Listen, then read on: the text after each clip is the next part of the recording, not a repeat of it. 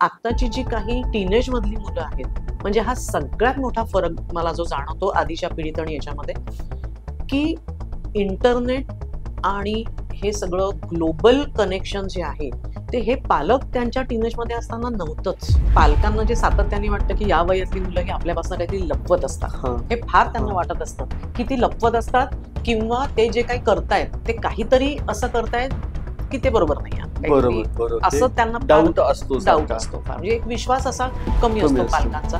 आया सांगतात की आमची मुलगी गेली शाळेत, किंवा मी तिच्या खोलीत जाऊन त्यांच्या डायऱ्या वाचणं, कपाट वाचणं, हे उद्योग करू नयेत पालकांना. कारण की 13 वर्षाची मुलगी 13 वर्षाच्या विचारांप्रमाणेच लिहिणार आहे, बरोबर, पण आई वाचताना 35 वयाने वाचणार आहे. म्हणजे आमच्या शाळेमध्ये ज्यावेळी आमचे बायोलॉजीचे लेक्चर्स होते तर त्यावेळी मुलींना बाहेर काढलेलं होतं आणि आमच्या नेहमीच्या मॅडम ते विषय शिकवले नाहीत. एक नवीनच कोणतरी मॅडम आल्या, त्यांनी तो विषय त्या दिवसासाठी अर्ध्या तासात शिकवला आणि मॅडम निघून गेल्या. पण हा विषय जो आहे की ज्याला आपण एक सेक्शुअलिटी म्हणूया किंवा सेक्स एज्युकेशन म्हणूया, हे ऍक्च्युली खूपच आधी घ्यायला पाहिजे असतं. बरं, आपल्याला काय वाटतं?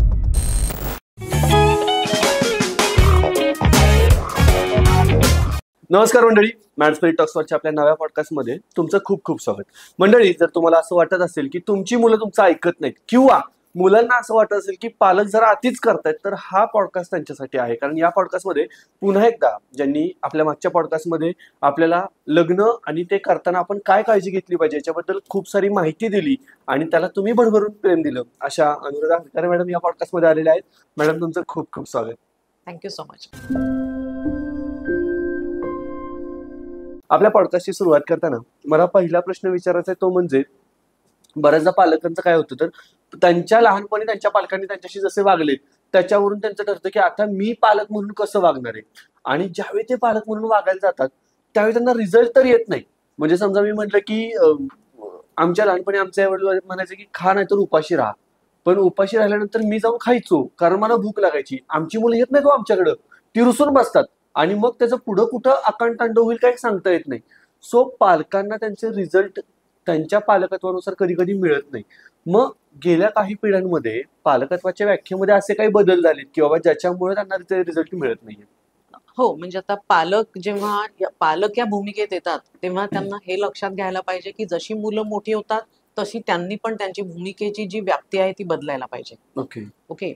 दुसरी गोष्ट, जेव्हा तुम्ही सांगता की मी उपाशी राहायचो कारण की काही मला मिळायचं नाही, पण आता तसं होत नाही, कारण की आता आई हे नाही आवडलं तर ते करून देऊ का, हे ऑप्शन्स आई पण देते. दुसरी गोष्ट, मुलं देवाघरची फुलं वगैरे असं आता काहीच नाही आहे. ती अजिबातच इनोसंट किंवा अशी नाही, चांगली मॅनिप्युलेटिव्ह असतात अगदी लहानपणापासूनच. तर ते मुलं आई वडिलांचा पेशन्स पण बऱ्यापैकी ट्राय करतात की समजा मी नाही खात म्हटलं तर बघूया आई किती वेळ उपाशी ठेवते. 2 तासानंतर आई विरघळणारच आहे. मग जर 2 तास नाही विरघळली का, मग मी 3 तास हट्ट करून बघतो, मग मिळेल. सो मुलं व्यवस्थित ते एनकॅश करतात त्यांचं जे इनोसन्स आहे तो. तर मुलांच्या वागण्यानी म्हणजे पालक जे आहे त्यांना रिझल्ट का मिळत नाही, कारण की ते त्यांच्या पालकत्वाबद्दल त्यांच्या ज्या काही असतात स्वतःच्या अपेक्षा किंवा तसं वागत असतात.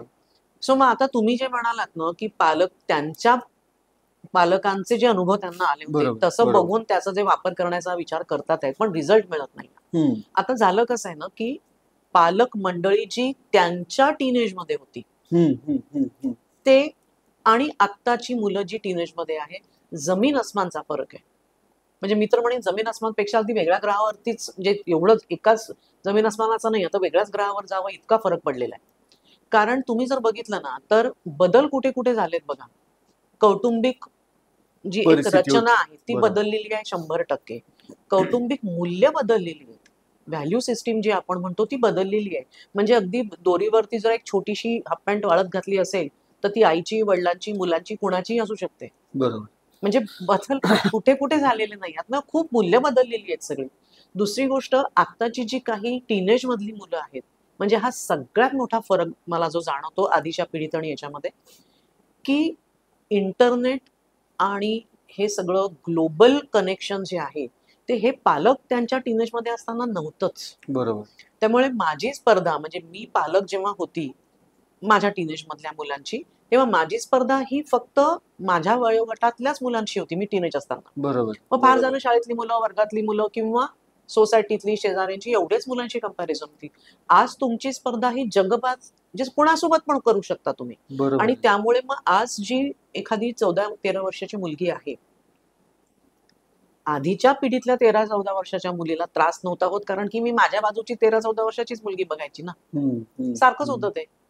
आता मी कोरियातली ग्लास स्किन वाली मुलगी बघते आणि मला वाटतं बापरे आपण किती घाणं दिसायला.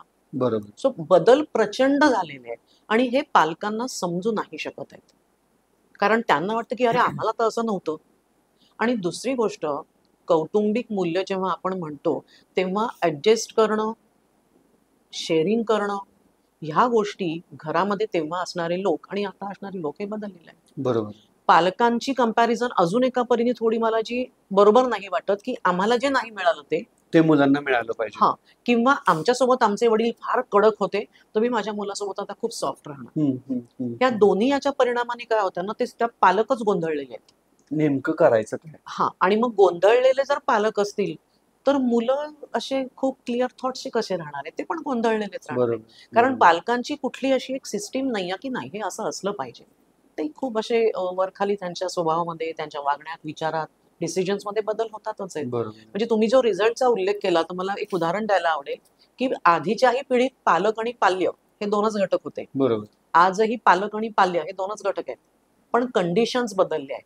म्हणजे मी स्वतः ओरिजिनली केमिस्ट्रीची असताना मला एक उदाहरण सुचतंय की हायड्रोजन आणि ऑक्सिजन कंडिशन वेगळ्या असतील तर त्याचा छान सगळ्यांना चालणारा हवा असणारा H2O बनतो.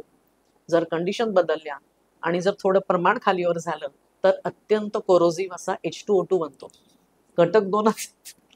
त्याच्यामुळे रिझल्ट सारखे येणार नाहीतच. बरोबर. आता ह्याच्यामध्ये म्हणजे ज्यावेळी मुलं टीनेजर फेजला जातात त्यावेळी त्यांना थोडंसं कळायला लागतं, त्यांना एक्सपोज व्हायला लागतात बऱ्याच गोष्टींना, आणि त्यातून त्यांची स्वतःची एक मतं, स्वतःचं एक लाइकिंग तयार होत जातं. आणि काही वेळेला मुलांना असं वाटत असतं की आता मला हा डिसिजन घ्यायचा आहे, पण त्याच वेळी पालकांचं म्हणणं असतं की नाही, तुझं काय करायचं काय नाही करायचं हे आम्ही ठरवणार. आणि तिथं कुठंतरी आहे ना त्या दोघांमध्ये पहिल्यांदा संघर्षाची भूमिका येते की आता नेमकं पुढं कोण जाणार, कारण दोघांनी ते इगोवरती घेतलेलं असतं की हो. मीच बरोबर, पालक म्हणतात मीच बरोबर. आणि यात माघार कोणी घ्यायची? कारण काय होतं, समजा इथं संघर्ष सुरू झाला ना तर त्याचा परिणाम हा अख्ख्या नात्यामध्ये अंतर पाडण्यामध्ये होतो की तो माझा ऐकतच नाही, ते माझा ऐकतच नाही, ह्या मुद्द्यावरती येऊ शकतो. सो टीनेजर मुलं ज्यावेळी त्यांचा विचार करायला लागतात त्यावेळी पालकांचा रोल आणि त्या टीनेजर मुलांचा रोल सुद्धा कसा असला पाहिजे? आता यामध्ये तुम्ही जे म्हणलात ना की दोघांनाही आपलंच बरोबर वाटतं, बरोबर. खरं सांगायचं तर दोघेही बरोबरच असतात. हो, त्यांच्या त्यांच्या जागेवरती ते त्यांच्या त्यांच्या बरोबरच जागी आहे. बरोबर. म्हणजे तुम्ही ते कधी इमेज बघितली असेल की असं इंग्लिश मधले 6 काढलेले दोघं दोन बाजूला उभे आहेत, याला ते 9 वाटतात, त्याला ते 6 वाटतात, बरोबर. पण बरोबर. दोघांनाही ते चूक आहे असंच वाटत राहतं, पण ऍक्च्युली ते आपापल्या जागी बरोबरच असतात. बरोबर. एक तुम्ही बघितलं असेल की साधारण मुलं एक 4-5 वर्षाची असेपर्यंत वगैरे ते ना खूप आपल्याला असे लोभस आणि आपण त्यांचे लाड करणारे आणि कौतुक करणारे असतो. जेव्हा त्यांना त्यांची मतं यायला लागतात ना आणि जी पालकांच्या पेक्षा वेगळी असतात, तिथून रागावणं, मार देणं आणि मग भांडण, संघर्ष हा जो शब्द तुम्ही वापरला ते तिथून सुरू होतं. ओके. दुसरं काय आहे की टीनेज मधल्या या मुलांना त्यांचा जो एक म्हणजे जो स्पर्ट म्हणता येईल प्युबर्टल, तो साधारण 10-11 पासून आता सुरू झालेला आहे. बरोबर. आणि त्याच्यात होणारे खूप अतिप्रचंड हार्मोनल बदल म्हणजे अक्षरशः गोंधळ थैमान असेल असं म्हणूया आपण पूर्ण अंतर्गत. तर तो इमोशनलचा असतो, हार्मोनलचा असतो आणि त्या सगळ्या टर्ब्युलन्स मध्ये ती गाडी वर खाली होणारच आहे. बरोबर. ठीक आहे. मग आता हे जे मतं आहेत ना मुलांचे ते पालकांच्या पेक्षा वेगळे आहेत, कारण मुलांना पण एक्सपेरिमेंट करायचे, त्यांना पण नवीन काहीतरी वेगळं वाटू शकतं हे त्यांच्यापर्यंत पोहोचवायचंय, आणि ते जर ऍक्सेप्ट झालं नाही तर संघर्ष सुरू होतो. मग अशा वेळेला मग ते डील कसं करायचं, तर पालकांनी हा एक थोडा विचार करावा त्यावेळेला, कारण पालक वयाने मोठे असल्यामुळे समजूतदारपणा त्यांनी दाखवावा हे अपेक्षित आहे. बरोबर. बरोबर. आता मी बरेचदा म्हणते की एखाद्या आई-वडिलांचं मूल जर 14 वर्षाचं आहे तर ते आई वडील म्हणून तेही 14च वर्षाचे असतात. बरोबर. म्हणजे वय त्यांचं असेल 35 वर्षाचं पण ते 14च अनुभव वर्षाचे आहेत ना. 14च वर्षांचा. ते 14च वर्षात, त्याच्यामुळे बरोबर. तेही खूपदा ट्रायल एरर वरच आहे. कारण आपल्याकडे आपण बघतो तर मुलांशी वागायचं कसं ह्याचं कुठलंही आपल्याकडे ट्रेनिंग नाही. म्हणजे मला असं वाटतं की हा एक जॉब असा आहे प्रचंड भयंकर, म्हणजे काय म्हणता येईल, वेगवेगळ्या दिशेला जाणार आहे तो, नाही कारण काय तो शब्द, एक मिनिट मी आठवते, ओके जबाबदारीचा. ओके, हम्म. ठीक आहे.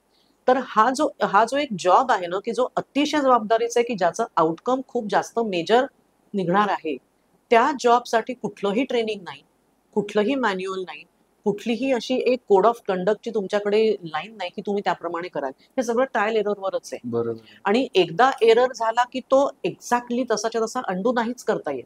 हम्म, त्याचे हम्म, जे परिणाम आहेत ते काहीतरी उमटलेलं असतंच. बरोबर. म्हणजे तुम्ही जे म्हणालात, की त्याचे परिणाम आयुष्यभर पडतात, तर हो, थोडासा खटका जो आठवतो की मुलांना, की मला म्हणजे हम्म, माझ्याकडे जेव्हा क्लायंट्स येतात ना, तेव्हा ते मुलं सांगतात, की मॅडम आता मला आठवत नाही नेमकं काय झालं, पण वडिलांनी एवढं मारलं होतं ना. म्हणजे कशासाठी मारलं होतं हे विसरून जातो बघा. त्या वडिलांना पण आठवत नाही.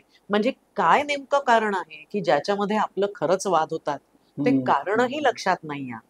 लक्षात काय राहिलंय तर ते वागणं. बरोबर, सो बरोबर. ते अगदी चांगलंच असलं पाहिजे ना, कारण की पालकांचं म्हणणं आहे, की आम्ही मुलांच्या चांगल्यासाठी सांगतोय.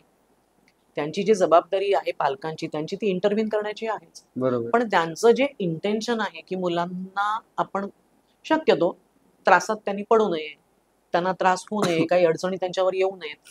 हा जो त्यांचा एक इंटेन्शन आहे, हम्म, ते हम्म, इंटेन्शन मेंटल स्क्रिप्ट आहे त्यांचं ते दिसत नाही.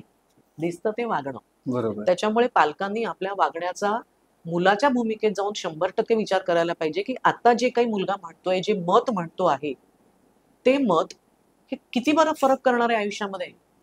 काय हरकत आहे हे केलं तर? तर थोड्या पालकांनी मुलांच्या त्या वयात जाऊन विचार करावा. थोडासा ब्रॉड अप्रोच पालकांचा असणं अपेक्षित आहे. हां, म्हणजे 14 वर्षाचं मूल जेव्हा एखादं म्हणतं, की मला आज असे काहीतरी निळे केस करायचे आहेत. का विरोध करतोय आपण हे बघावं आधी पालकांनी, की एखाद्या गोष्टीला जेव्हा मुलांच्या आपण विरोध करतो किंवा मुलगा आपल्याला विरोध करतोय असं वाटतं, तर ते मान्य का नाही होत आपल्याला? हम्म, हम्म, हम्म. काय नेमकं कारण आहे, की ज्याच्यामुळे आपण विरोध करतोय त्याचा पहिले शोध घ्या. हे म्हणजे महत्वाचं आहे. कॉज काय आहे? तुम्ही नुसतंच ते वरती जे दिसतंय त्याला नका ॲड्रेस करू ना. समजा नाही निळे केस म्हणायचं त्यांनी म्हणून केले तर बरोबर. हरकत काय आहे? आणि समजा त्याचे आयुष्यभर त्यांनी निळेच ठेवले, तरीही हरकत काय आहे? म्हणजे कशाला विरोध करायचा हे पालकांनी थोडं बघायला पाहिजे. बरोबर. आणखीन एक इश्यू येतो तो म्हणजे की लहानपणी ज्यावेळी मुलं अगदी 5-6 वर्षाची असतात त्यावेळी त्यांना आई-बाबा कुठून बाहेर आले तर त्यांना लगेच जवळ घ्यायचं असतं. त्यांना सगळं सांगायचं असतं, की आज माझ्या शाळेत हे झालं, मला बाई हे म्हणाल्या किंवा सर हे म्हणाले. सगळं सांगायचं असतं. जसजसे टीनेजरमध्ये फेजमध्ये मुलं यायला लागतात, तसतसं या कम्युनिकेशनमध्ये कुठेतरी अंतर पडायला लागतं. मे बी त्या सर्कलमध्ये लहान मुलांच्या विश्वामध्ये बाकीची लोकं ॲड होतात. त्यामुळे त्यांचे शब्द जे आधी फुल फोकस आई-वडिलांकडे होता, तो फुल फोकस नाही राहत आणि बाकीच्या लोकांपर्यंत जातो. पण याच्यामध्ये होतं काय, तर त्या नात्यामध्ये संवाद कमी व्हायला लागतो आणि अशा वेळी पालकांची अपेक्षा असते, की "अरे, हा लहानपणी येऊन मला सगळं सांगायचा, आता काय सांगत नाहीये." तिथं पालकांनी काय करायचं? अ, आता पुन्हा थोडंसं प्रत्येक वेळेला म्हणजे मी पालकांविषयी जेव्हा आणि तुम्ही सगळ्याच सायकॉलॉजिस्ट किंवा सगळ्याच तज्ञांचं बघितलं असेल, की पालक आणि मुलं हं, यांच्या नात्यामध्ये आपल्याला काय करायला सांगतात सगळे? तर इंट्रोस्पेक्ट. बरोबर. आपलं वागणं इंट्रोस्पेक्ट करणं पालकांनी हे अत्यंत जे गरजेचं आहे. तर आता 4-5 वर्षाची मुलं आधी येऊन सगळं सांगायची. शाळेत हे झालं, बाईने ते म्हटलं, हे सगळं सांगायची. पण ते जे सांगितल्या जायचं, त्याला आई-वडील खूप कौतुकाने ऐकायचे, हं, जवळ हं, घ्यायचे, खूप त्याच्यात इन्व्हॉल्व व्हायचे. हं, हं. आता शाळेतले मुलं जरा मोठे झालेले जेव्हा ते अचानक बंद नाही करत मुलं. ओके. त्यांना कधीतरी अनुभव येतो ना, की आपलं जे सांगितलेलं आहे, ते इथे डिसमिस झालंय. हं, ते हं. त्यांनी ऐकून घेतलेलं नाही. आपल्याला प्रश्न विचारतात. आपल्याला ते असं का केलं म्हणून आपल्याला त्याचा जाब द्यावा लागतो आणि मग अशा वेळेला मुलं ते हळू सांगणं बंद करतात. ते अचानक 10 वर्षाचं झालं आणि बंद केलं सांगणं असं होत नाही. बरोबर. ते हळू टेपर डाउन होतं ना. तर पालकांनी विचार करायला पाहिजे, की समजा माझ्या मुलाने म्हणजे मी आता माझ्या एका व्हिडिओत पण म्हटलेलं आहे, की समजा एखाद्या मुलाने 8वीतल्या आपल्या वर्गातल्या एखाद्या मुलीने मला तो खूप आवडतो.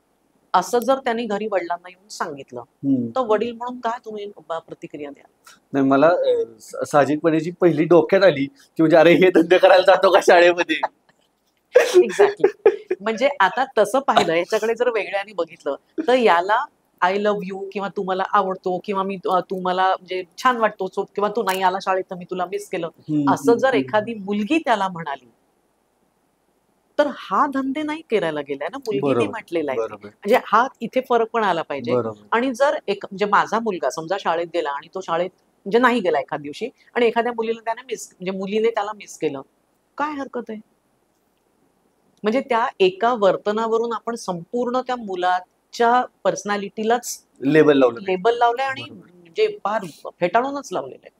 मग जेव्हा कळतं की अरे याविषयी घरी बोललेलं चालत नाही वडिलांना, मग ते सोयीस्करपणे सांगत नाहीत त्या गोष्टी. बरोबर. सांगतात ज्या गोष्टी ऍक्सेप्ट होतील, ज्या गोष्टींवरनं ओरडा मिळणार नाही, अशा गोष्टी सांगतात किंवा फक्त जे आवश्यक आहे मुलांना तेवढंच. तेवढंच सांगतात. माझा तोच प्रश्न होता की पहिल्यांदा पालकांचा रोल काय असतो की अरे आम्ही म्हणजे तुझे मित्र, आम्ही आई म्हणजे मैत्रीण, आई म्हणजे मुलाची पहिली मैत्रीण आणि वडील म्हणजे मुलाचे पहिले मित्र, आणि त्यांना सगळं माहिती करून घ्यायचं असतं. पण कधी कधी पॉइंट असा येतो की तो मित्र बाजूला राहतो वडिलांमधला, किंवा आईमधली मैत्रीण बाजूला राहते आणि पालक त्याची जागा घेतो आणि जाब द्यावा लागतो आपल्याला, आणि मग मुलं सांगणं बंद करतात. हो. सो मुलांनी खरंच विश्वास ठेवायचा का की मुलं त्यांच्या पालकांना जे काही सांगतायत ते मित्रासारखं त्याच्यावरती रिॲक्ट करतील यावर? पण मित्र नाहीच आहेत म्हणजे, आणि मित्र म्हणून नसायला पण पाहिजेत असं माझं ओके. मत आहे. ओके. कारण मित्र तुम्ही होऊ नाही शकत. तुम्ही हम्म. पालक म्हणून मित्र व्हावं का, तर तो मित्रत्वाचा आव आणलेला आहे. ओके. तुम्ही मित्र नाहीच होऊ शकत आहे, कारण तुमच्यामध्ये कमीत कमी 25-30 वर्षाचं अंतर आहे. बरोबर आहे. ठीक आहे. बरोबर आहे. ठीक आहे, मी असं म्हणतच नाही की तुमची मित्र सारख्याच वयाची असली पाहिजे. मित्र म्हणजे काय, म्हणजे मला वाटतं फ्रेंडशिपच्या म्हणजे एक फ्रेंड असणं किंवा मित्र असणं, ह्याचे 2च क्रायटेरिया मला वाटतात. म्हणजे एक म्हणजे गुड टाइम आणि गुड कम्युनिकेशन. हे 2च क्रायटेरिया आहेत की तुम्ही त्या व्यक्तीसोबत एक मित्र म्हणून राहू शकता. बरोबर. वयाशी बंधन नाही त्याचं. पण गुड टाइम म्हणजे माझ्यासोबत एखादी मैत्रीण जेव्हा असते तेव्हा मला छान वाटतं ना तिच्यासोबत. So I want to spend time with her. इथे पालकांसोबत मुलांना मित्रत्व कसं वाटेल, कारण की त्यांच्यासोबत वेळच घालवायला आवडत नाही ना.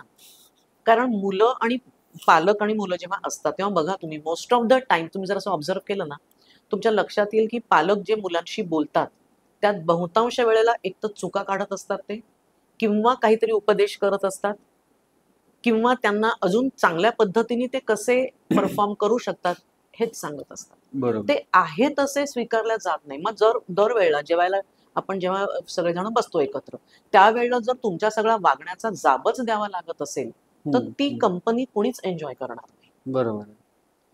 आणि कॉन्व्हर्सेशन पण, मी जे बोलतोय ते फेटाळून काही वाटतं का, तुला बावळटेस का, हे जे असं होऊ शकतं आपण जे कॉन्व्हर्सेशन मध्ये बोलतो, या दोन्ही गोष्टी जर पालकांसोबत होत नसतील तर ते मित्र कसे होणार आहेत? त्याच्यामुळे त्यांना जर मित्र व्हायचं असेल आणि ते मुलांनी विश्वास ठेवावा का, तर विश्वास ठेवण्यासाठी पहिले यांना तसं प्रूफ करावं लागेल. प्रूफ करायला लागेल. तर त्यांनी ते होण्यासाठी पहिले बघावं की आपली कंपनी ॲज अ कंपनी मुलांना कशी वाटते. वयाचं काही बंधन नाही किंवा भूमिकेचं पण नाही की पालक आहेत की मित्र आहेत. मला आईसोबत वेळ घालवायला आवडतो का, मजा येते का आईसोबत गप्पा करताना. आणि आपण जेव्हा गप्पा करतो ना, म्हणजे हे मी सगळ्या नात्यात सांगते, पालकांचं पण नाही, की नवरा बायको असतील कोणीही असतील, तुम्ही त्या संभाषणाचा केंद्रबिंदू हा व्यक्तीच ठेवताय ना, आयदर तो किंवा आपण. म्हणजे एक तर तुझ्याबद्दल बोल, नाही तर माझ्याबद्दल बोल, तू असं केलं मी असं केलं. याच्या व्यतिरिक्त जगात कितीतरी लोक आहेत, कितीतरी विषय आहेत, त्याच्याविषयी बोलूयात की. बरोबर. तर ते सरकतच नाही ना. मग पूर्ण वेळ जर आपलं फक्त कम्युनिकेशन तेवढंच असेल तर ती वेळही छान राहणार नाही एकमेकांसोबत, संभाषण तर नसेलच. त्याच्यामुळे मित्रत्वाचे जे 2 मला क्रायटेरिया वाटतात की गुड टाइम, गुड कन्व्हर्सेशन, हे दोन्ही येत नाही तिथे. आणि अंतर वाढत जाणार. अंतर वाढत जाणार. बरोबर. कारण की आपली ही नीड आहे ना, कोणासोबत तरी बरोबर. छान वेळ बरोबर. घालवावा. मला जर इथे नाही, म्हणजे एखादं मूल घरी जर खूप ओढीने परत येत असेल, याचा अर्थ त्याला घरी छान वाटतंय. बरोबर. आणि या उलट काही उदाहरणं मी बघतोय की घरी जायलाच नको वाटतं. मी फक्त रात्रीच्या घरी जाणार, जेवणार, झोपणार आणि सकाळी उठून परत बाहेर जाणार. म्हणजे ते कुठेतरी प्रॉब्लेमॅटिक आहे. म्हणजे माझी एक क्लायंट आहे, तर तिने म्हणजे तिच्या आईने सांगितलं की ही दिवसभर फक्त झोपते आणि म्हणजे आता सुट्ट्यांमध्ये, आणि म्हणे रात्री उठते, काय बघत असते माहिती नाही, म्हणे हिचं जेवणात लक्ष नाही ही काही. मग त्या मुलीशी पण बोलली, मुली मोठी आहे, मोठी म्हणजे आता 28, म्हणजे टीनेजच्या संपत आली असं म्हणून. तर ती म्हणली मॅडम दिवसभर नाही इतके कटकट करतात की मला शांत वाटतं, आणि हे जेव्हा सगळे झोपतात तेव्हा मी छान उठते. So she wants to avoid parents. हे दुर्दैव आहे ना. दुर्दैव. म्हणजे मुलांना आपण सरसकट ठपका ठेवून मोकळा होतो, पण तुम्ही कधीतरी आरसा धरा आपल्या पुढे. बरोबर. दुसरी गोष्ट ती म्हणे, मॅडम मी खाण्यापिण्याची माझी व्यवस्थित काळजी घेते, फक्त ह्यांच्या टाइम टेबल नुसार मी नसते, पण माझं व्यवस्थित लाईफ सुरू आहे. हाच मुद्दा होतो ना की म्हणजे आपण ज्यावेळी पालकांसोबत ह्या वयातली मुलं ज्यावेळी पालकांसोबत गप्पा मारायला बसतात त्यावेळी तुझं काय चुकतंय, तुला मार्क किती पडले, तू बरोबर. आणखीन काय केलं पाहिजे, ह्या गोष्टींचा सातत्यानं भडीमार होत राहतो. आणि ही गोष्ट त्या कुटुंबापुरती मर्यादित न राहता कधीतरी आत्या आलेली असते, कधीतरी मावशी आलेली असते, कधीतरी काका आलेला असतो, कधीतरी कोणतरी कुठले तरी दूरचे नातेवाईक आलेले असतात. या चार चौघात त्याला काय जमतंय तेव्हा, तो असाच आहे, हे टॉन्टिंग होतं. मग हे पालकांनी केलेलं चालतं, हे जर मुलं म्हणाली तर चालतं का पालकांना, तर बरोबर. ते नाही चालत. पालक ज्यावेळी असे वागतात त्यावेळी मग त्याचा मुलांवरती काय परिणाम होत असतो. आता हे जे कंपॅरिझन आहे ना, इतरांसोबत सांगणं ही एक बाब आणि बरोबर. इतर मुलांसारखं त्यांनी व्हावं हम्म. ही दुसरी बाब, की त्याला काय जमणार आहे असं टाईप जे आहे की दुसऱ्या कोणाला तरी जमतं. बरोबर. तर पालकांचा सतत हाच टोन असतो, म्हणजे अंडरटोन जर तुम्ही म्हणाल ना, तर तू आहे जसा तसा आम्हाला नाही चालत आहे. हा, हा खूप मेजर, म्हणजे काय बरोबर. म्हणतात त्याला, हाच मी आहे तसं मला स्वीकारलं नाही अजून नाही पालकांनी, नाहीच त्यांना सतत माझं स्वीकारतच नाही. अपडेटेड पाहिजे काहीतरी. स्वीकारत नाहीतच ना बरोबर पालक. बरोबर. म्हणजे आता मध्यंतरी माझ्या पुस्तक प्रकाशनाच्या कार्यक्रमात एक भाषण झालं होतं एका डॉक्टर साठेंचं.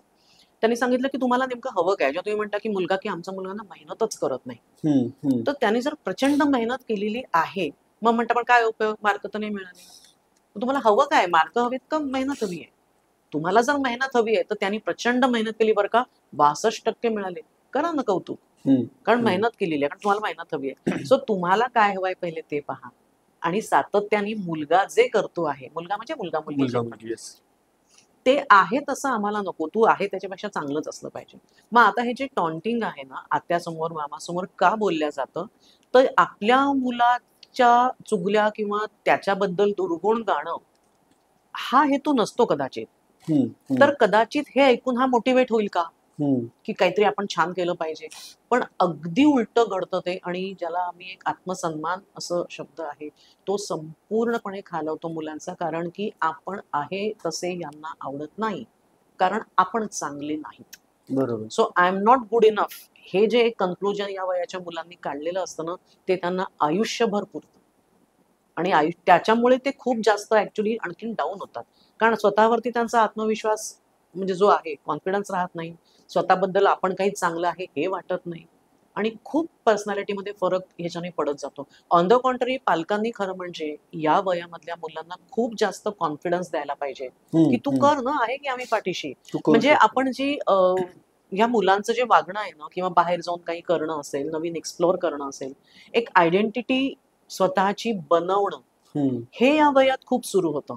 बरोबर. म्हणजे तुम्ही जर सायकोलॉजीच्या दृष्टीने अभ्यास करणार असाल तर इरिकसन म्हणून एक सायकोलॉजिस्ट आहेत, त्यांनी खूप असे पूर्ण टप्पे दिलेले आहेत, की हा आयडेंटिटी क्रायसिसचा टाइम आहे.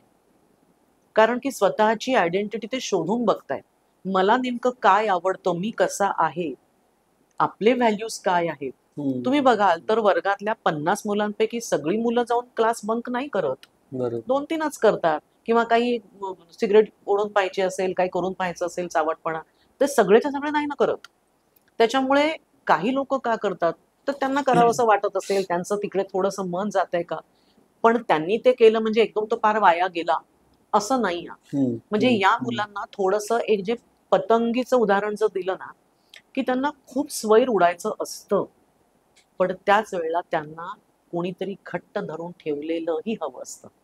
दोन्ही गोष्टींचा त्यांना पालक हवे असतात. ऍक्च्युली पालक त्यांना, म्हणजे हा एक काळ असा आहे की या काळामध्ये पालकांची नितांत गरज आहे, आणि ते दुर्दैवाने पालकांच्या लक्षात येत नाही. म्हणजे काही असं की ठीक आहे, जा आता मी सोडून दिलंय, तू काही पण कर, मला काही सांगू नकोस, असं एकदम दुसरं टोक नाही गाठून जायला. मला फरकच पडत नाही, मला फरक पडत नाही, काय पण कर, करून ठेवलंय तू, खायचं तर का, काय पण कर. हे असं गिव्हअप केल्यासारखं मुलांवर करू नका, कारण मुलांवर गिव्हअप केलं की 100% ते स्वतःवर गिव्हअप करतील. आणखीन एक मुद्दा येतो ना, की म्हणजे मुलं ज्यावेळी पालकांना सांगतात त्यावेळी पालक काहीतरी बोलतील म्हणून मुलं सांगणं कमी करतात किंवा बंद करतात, आणि घरात जर आपलं बोलणं ऐकलं जात नाहीये तर ही बाहेर कुठेतरी बोलायला लागतात. बाहेर कुठेतरी बोलायला लागल्यानंतर त्यातून काहीतरी कांड होतो, आणि कांड झाल्यानंतर करायचं काय. मी घरी सांगितलं तर घरचे पण ओरडणार आहेत, घरी नाही सांगितलं तर मी इकडे अजून एक्सपोज होत जाणार आहे. पण हे एक्सपोज किती होणार आहे हे मुलांना पण माहिती नसतं. मग याच सुवर्ण मध्य कुठे काढायचं, की टीनेजर्स मुलं सध्या कोणत्या कोणत्या गोष्टींना वाहवत जात आहेत, बळी पडतायत, हे सुद्धा पालकांना यातून थोडंसं लक्षात यावं म्हणून.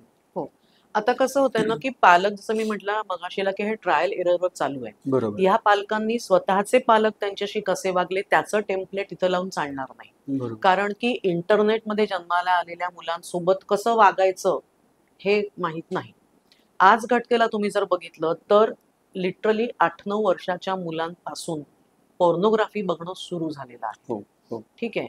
मग या वयामध्ये म्हणजे एक जो आपण कसं वागलं पाहिजे, कांड काही करतील का?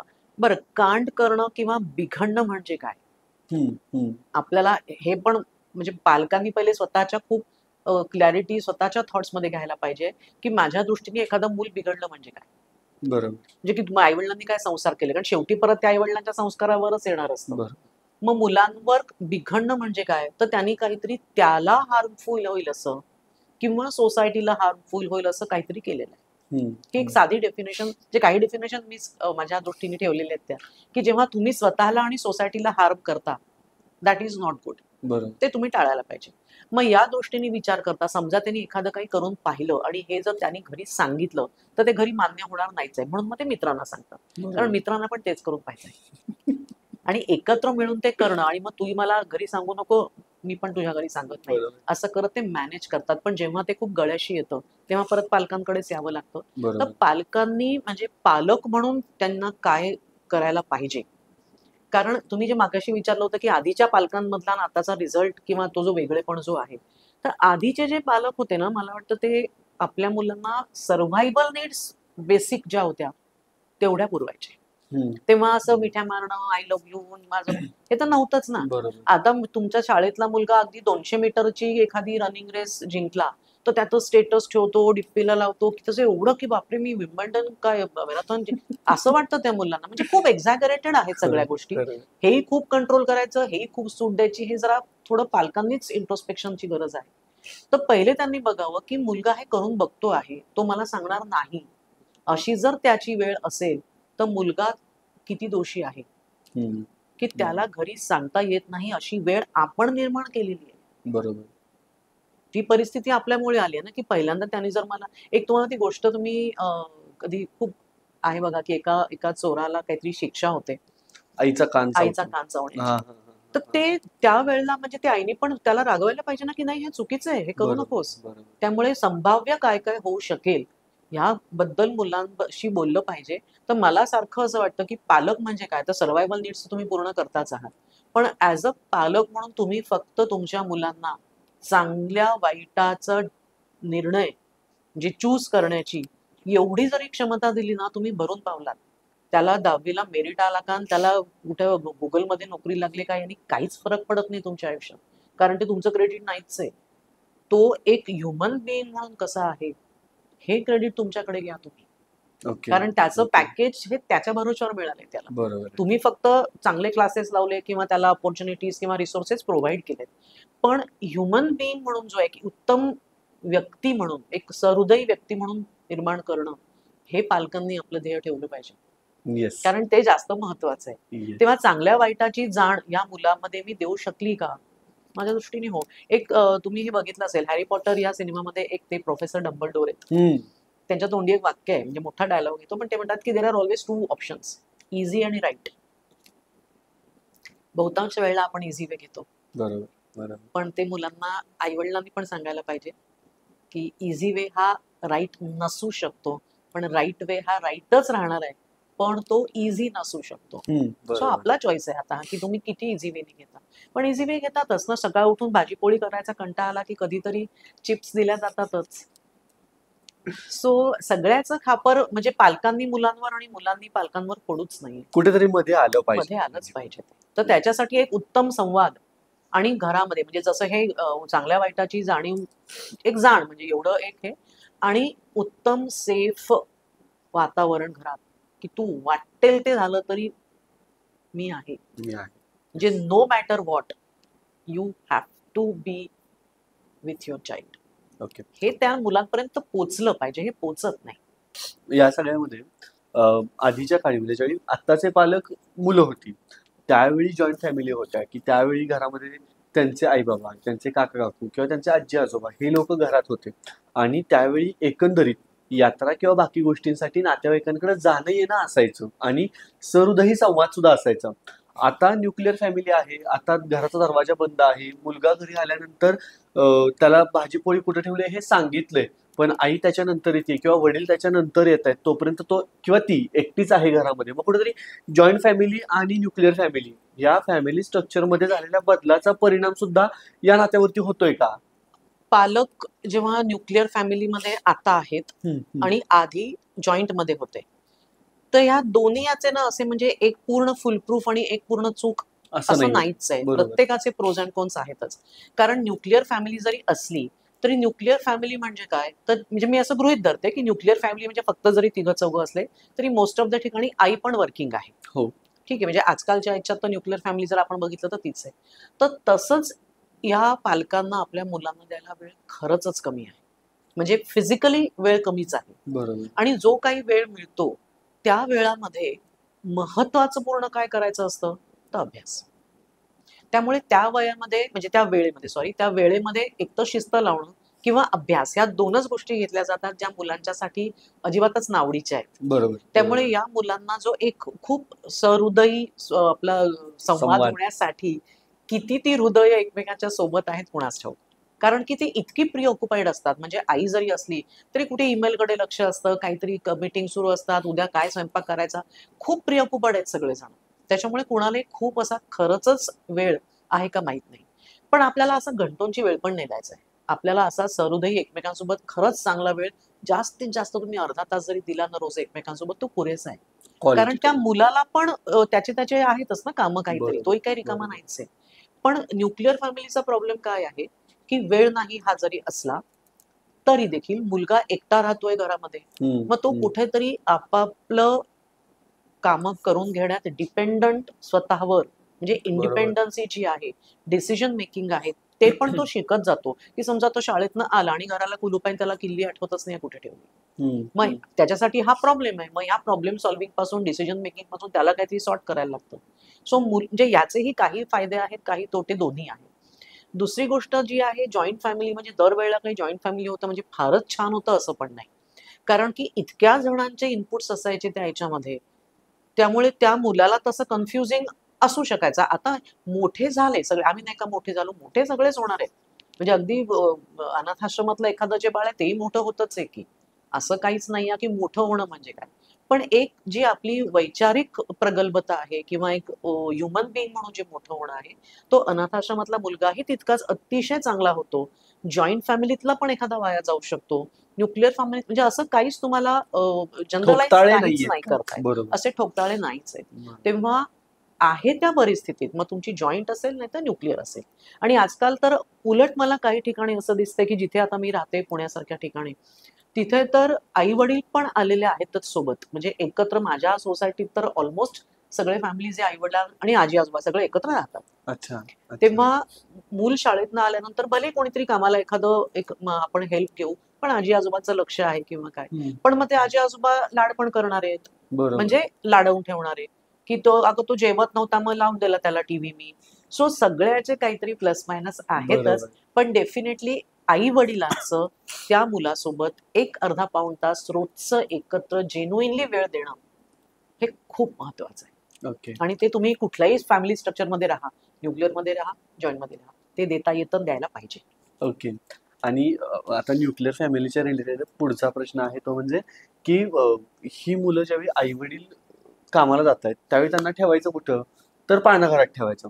पाळणा घरात मोठी होणारी जी मुलं आहेत ती नंतर परत त्यांच्या मनामध्ये काही गोष्टी राहतात का, की बाबा मला आई वडिलांनी पाळणा घरात ठेवलं होतं किंवा त्यांना मला वेळ नाही देता आला, असे कोणते निगेटिव्ह इम्पॅक्ट त्यांच्यावरती होतात का?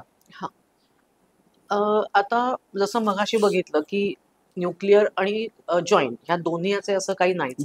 तसंही तुम्ही एखादं मूल घरी ठेवायचं, मग ते सोबत त्याचे आजी आजोबा असतील किंवा कोणीतरी एखादी कामाला बाई तुम्ही ठेवली, मुलगी ठेवली त्याला सांभाळायला, किंवा पाळणा घरात ठेवलं.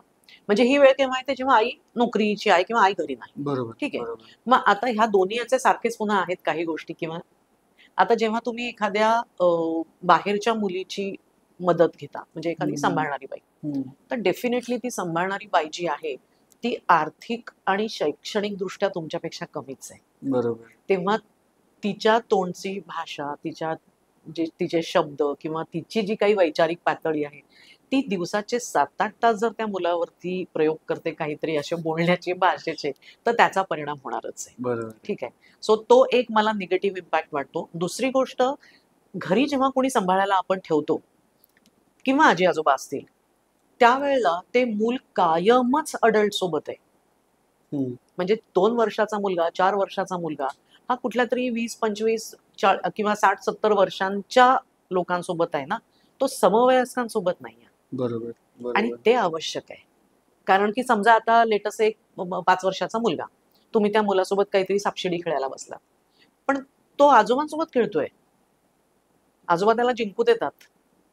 त्याला जे एक त्याच्या वैचारिक पातळी सोबत जे त्याला राहिलं पाहिजे, ते बरोबर. कुठंतरी पाळणाघरात मिळतं. ओके. कारण तिथे अजून मुलं असतात. तिथं थोडीशी शिस्त लागते. तिथे तुम्हाला जे डब्यात दिलंय ते खावं लागतं. मग ते थंड असलं तरी खावं लागतं. सो काही ऍडजस्टमेंट्स करणं, शेअरिंग करणं, आहे त्या परिस्थितीला तोंड कसं द्यायचं, ह्या काही गोष्टी म्हणजे ज्याला सोशल स्किल्स म्हणतो आपण, ते तिथे जास्त वाढतात. ओके, म्हणजे त्याची लहानपणापासून सवय होत जाते. हा, म्हणजे दोन्ही याचे फायदे त्याचे. त्याचे याला फायदे. घरचं असतं सगळं, आपलं आपलं माणूस असतं करणारं वगैरे. म्हणजे पुन्हा एकदा निश्चित असं काही नाहीये की नाही. बाबा ही गोष्ट केली तर ही 100% योग्य आणि ही गोष्ट केली तर ही 100% चुकीची, असं काही नाहीये. नाही. कारण बऱ्याच लोकांचं असतं बरं का, की नाही आम्हाला नाही पाळणा घरात ठेवायचं. पण आता पाळणा घरं देखील तुम्ही पूर्ण त्यांना घरून बघू शकता ऍप्स मध्ये, कारण म्हणजे तिथे CCTVs आहे. सीसीटीव्हीज आहे, तुम्ही ते बघू शकता तुमचं मूल काय करताय, कसं चाललंय. त्याच्यामुळे आणि पाळणा घरं पण सजग झालेली आहेत. बरोबर. त्यामुळे बरोबर. तो थोडासा, आणि मी जसं म्हटलं की समवयस्कांसोबत खेळणं, वेगळ्या पद्धतीची खेळणी खेळणं, त्या छोट्या मुलाला जर तो घरातच असेल तर दिवसभर त्या एकाच घरामध्ये आजी आजोबा किंवा कोणीतरी कामवाली बाई ह्याच्याच बरोबर. नात्यामध्ये राहायला लागतं. तर थोडंसं तोही त्याच्या डेव्हलपमेंटच्या दृष्टीने तो एक मारक असू शकतो. ओके. आता ह्या वयामध्ये म्हणजे आपण किशोरवयीन मुलांबद्दल गोष्ट करतोय किंवा टीनेजर्स बद्दल बोलतोय आपण, तर हार्मोनल चेंजेस व्हायला लागतात आणि हार्मोनल चेंजेस व्हायला लागल्यानंतर त्यांच्या वेगवेगळ्या भावना निर्माण व्हायला लागतात किंवा वेगवेगळ्या गोष्टी, वेगवेगळी मतं त्यांची तयार व्हायला लागतात, जी दरवेळी घरच्यांना पटतीलच असं नसतं आणि मग घरामध्ये ती भिंत एक उभी राहायला लागते. तर अशा वेळी ह्या गोष्टी किंवा अशा वेळी नेमकं काय घडत असतं मुलांमध्ये, जे पालकांना समजतच नाही. कारण कसं होतं की मी ज्यावेळी टीनेजर होतो त्यावेळी माझ्या पालकांनी मला काही सांगितलेलं नसतं आणि त्यांच्या पालकांनी ते टीनेजर असतील त्यावेळी त्यांना काही सांगितलेलं नसतं. शरीरात काहीतरी घडतंय हे कळतंय, पण नेमकं काय घडतंय? सो याच्याबद्दल काय सांगाल तुम्ही? आता हे जे मगाशी आपण म्हटलं ना, की या वयामध्ये आल्यावर जे हार्मोनल चेंजेस होतात, तर ऍक्च्युली खूपच जास्त चेंजेस होतात. म्हणजे हार्मोनल हा एक आहे, म्हणजे खूप जास्त म्हणजे हार्मोनल खूप तर आहेतच, पण हार्मोनल चेंज हा एक प्रकार आहे. फिजिकल चेंज सुरू व्हायला लागतात. शरीर सौष्ठवाकडे जायला लागतं मुलीचं. मुलाला मिसरूड फुटणं असेल किंवा आवाज बसणं असेल, घोगरा यायला लागतो. सो शारीरिक बदल व्हायला लागतात. बरोबर. सोशल चेंजेस व्हायला लागतात, कारण ते तुम्ही दिसायला मोठे लागता, पण ऍक्च्युली मेंदू तुमचा अजून तेवढा सक्षम झालेला नाही. हा एक बदल झालेला असतो. आणि विचारांमध्ये लोक आणि पालक पण ना सोयीस्करपणे, की आता काय लहान राहिलास का तू, असं हवं तेव्हा म्हणायचं. पण मग समजा आता एक 8 वाजता जर एखाद्या क्लासवरनं मुलीला घरी यायचं असेल, तर म्हणते नाही का, एकटं नाही यायचं, लहान आहे अजून. सो त्या मुलांनाही कळत नाही की आपण लहान आहे की मोठे आहेत. माझं लग्न व्हायच्या आदल्या दिवसापर्यंत माझ्या आजीसाठी मी लहानच होतो. मग काय, लग्न झाल्यानंतर दुसरं आता मोठा झालाय. मोठा झालाय. सो त्या मुलांना थोडंसं ते असतं गोंधळाचं. तर पालकांनी हे समजून घ्यायला पाहिजे, की म्हणजे, आणि समजून म्हणण्यापेक्षा मी असं म्हणेन की पालक आणि मुलं, मला वाटतं त्यांनी की व्यवस्थित छान बसून एकमेकांसोबत ना डिस्कस करायला पाहिजे, ते सांगायला पाहिजे की हे बघ. आणि हे असं नाही की आता 10वा वाढदिवस झाला, चला आता आपण मोठे झालो आणि आपण असं काही करायला लागलो. किंवा काही गोष्टींचं जे एक म्हणजे तुम्ही या वयाचा उल्लेख करता आहात, तर अपोजिट जेंडर विषयी आकर्षण हा हार्मोनलचा खूप मोठा प्रभाव आहे.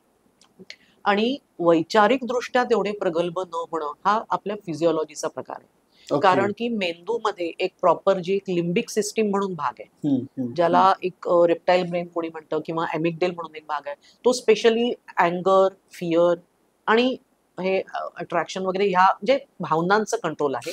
आणि हा जो प्री फ्रंटल कॉर्टेक्स आहे, जो समोरचा भाग, जो उशिरा डेव्हलप होतो, तो ऑलमोस्ट 25-26 वर्षापर्यंत डेव्हलप होत असतो. बापरे. त्याच्यामुळे विचार करण्याची, म्हणजे गद्दे 25ची हा जो एक शब्द आहे, तर ते 25 वर्षापर्यंत चालतं ते.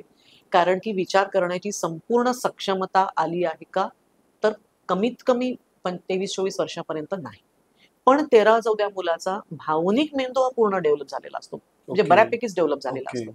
आणि म्हणून मग या वयामध्ये फाटकन दार लावणं, रागारागात पाय आपटत जाणं, कारण की राग खूप आहे. हम्म, हम्म, हम्म, हम्म. मग या मुलांचं हे वागणं हे नॉर्मल आहे. हा असा वागतोय म्हणजे तो नंतर कसा वागेल हे समीकरण नाही. कारण ओके. ही फेज आहे, हे वय आहे ओके. आणि हे तात्पुरतं आहे.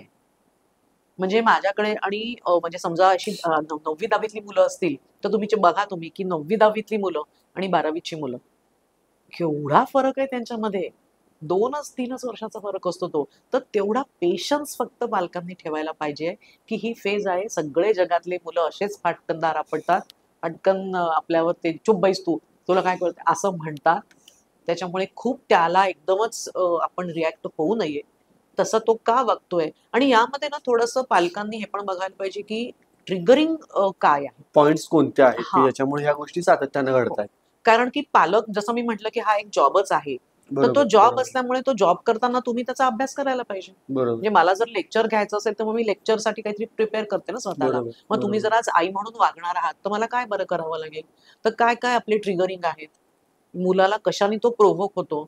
अभ्यास करा ना तुम्ही एकमेकांचा. तर बरोबर. मुलांनी करणं अपेक्षित नाहीये, कारण ते वय नाहीये तेवढं. So as a educated, sensible, mature adults, आई-वडिलांनी हे करणं अपेक्षित आहे, की मुलगा आता असं-असं वागतो आहे. जर जगातले 12 वर्षाची मुलं असं वागतात, तर वाह! गुड, माझा मुलगा नॉर्मल आहे, असं म्हणा. कारण तसं जर करत नसेल आणि मी नेहमी म्हणते, की जेव्हा छोट्या मुलांच्यासाठी जेव्हा आया खूप कंप्लेंट करतात बाळ असताना, की हा असं करतो. मी म्हणते, "अहो तुम्ही मूल जन्माला घातलंय, मग ते माणूस जन्माला घातलाय का?" सो तेवढं अपेक्षितच आहे ते. खरंय. सो पॅनिक होऊ नका, पेशन्स ठेवा, त्याचा अभ्यास करा मुलाचा. सो बेसिकली या वयामध्ये अ, एखाद्या मुलाला मुलगी आवडणं आणि मुलीला मुलगा आवडणं हे सुद्धा नॅचरल आहे. हो, आणि ते पुढे जाऊन लगेच लग्नच करणारे या निष्कर्षापर्यंत अजिबात. पोहोचण्याची काही आवश्यकता नाही. हो. पण हे पालकांना कधी-कधी पटत नाही. तिथं काय करायचं? ते म्हणूनच म्हटलं अभ्यास करायचा. म्हणजे तुम्ही जर स्टॅटिस्टिक्स ॲक्चुअल रिसर्च बघितला ना, तर हार्डली 10 ते 12% टीनेज लव्ह हे लग्नाच्या पुढेपर्यंत गेलेलं आहे. बाकी अच्छा. 80-90% हे सगळे तिथेच थांबलेले असतात. ठीक आहे. आणि दुसरी गोष्ट, की पालकांना जे सातत्याने वाटतं, की या वयातली मुलं ही आपल्यापासून काहीतरी लपवत असतात. हां, हे फार त्यांना हां. वाटत असतं, की ती लपवत असतात किंवा ते जे काही करतायत, ते काहीतरी असं करतायत, की ते बरोबर नाही आहे. काहीतरी बरोबर, बरोबर. ते असं त्यांना फार डाऊट असतो डाऊट सारखा. असतो फार. म्हणजे एक विश्वास असा कमी कमी असतो असतो. पालकांचा. आणि मग त्याने काय होतं ना, म्हणजे मला जेव्हा पुष्कळ जेव्हा आया सांगतात, की आमची मुलगी गेली शाळेत किंवा मी तिच्या खोलीत जाऊन त्यांच्या डायऱ्या वाचणं, कपाट बसणं, हे उद्योग करू नयेत पालकांनी. कारण की 13 वर्षाची मुलगी 13 वर्षाच्या विचारांप्रमाणेच लिहिणार आहे. बरोबर आहे. पण आई वाचताना 35 वयाने वाचणार आहे. बरोबर आहे. ती 13 वर्षाची होऊन वाचतेय का? बरोबर. मग त्याच्यामुळे तिला ते खटकतं, की असं कसं हा मुलगा तिला म्हणाला. अगं 13 वर्षाचा मुलगा म्हणणार आहे ते तसं. तर थोडंसं पालकांनी म्हणजे मुलांच्या बाबतीत म्हटलं तर त्यांची थोडी प्रायव्हसी पण जपायला पाहिजे.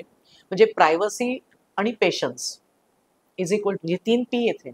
ओके, की ओके. मुलांची तेवढी प्रायव्हसी तेवढा त्यांचा मेंटेन करायला पाहिजे, की त्यांनी म्हटले, की "मला आता 1 तास खोलीत राहू दे." ठीक आहे ना. आमच्या घरात दरवाजा कोणता बंद होत नाही. असं काही करायचं नाही. नाही, पण तिथे तुम्ही टर्म्स ठेवू शकता. म्हणजे दरवेळी तुम्ही ऑप्शन पण द्यायला हरकत नाही, की ठीक हं, आहे हं, दार हं, लाव, पण कडी नाही घालायची आतून. हं.